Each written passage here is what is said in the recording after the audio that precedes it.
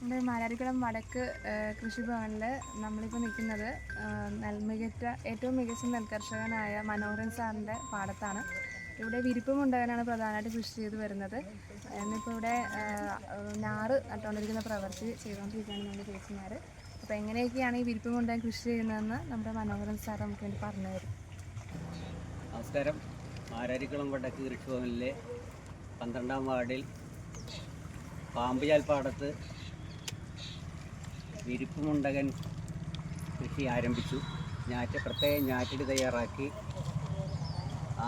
അവിടെ നിന്നുള്ള ഞാറാണ് ഇവിടെ പറിച്ച് നട്ടുകൊണ്ടിരിക്കുന്നത്.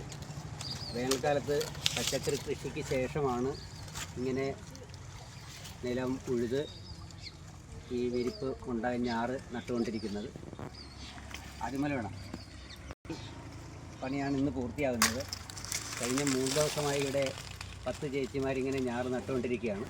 പ്രത്യേകം ഞാറ്റടി തയ്യാറാക്കിയാണ് ഈ ഞാറ് തയ്യാറാക്കിയത്. ഇത് ഇങ്ങനെ ഞാറ് പറിച്ചു നടുന്നത് പോലെ നമുക്ക് കളകൾ പൂർണ്ണമായി ഒഴിവാക്കാൻ പറ്റും. ഇതാണ് ഇതിൻ്റെ പ്രത്യേകത. പക്ഷേ ഒരല്പം ചിലവ് കൂടും എന്നൊരു പ്രത്യേകം. ഇത് വിത്ത് പാകിയത്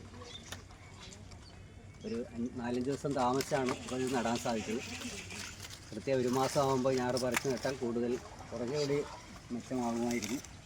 ഒരു 10 ദിവസം താമസിച്ചു പോയി.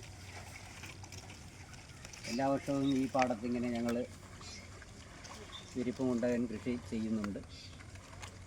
ഇതുവരെ നെൽകൃഷിയിൽ നിന്ന് നെൽകൃഷി ചെയ്യാതെ പാടം തരിച്ചിട്ട ചരിത്രമില്ല.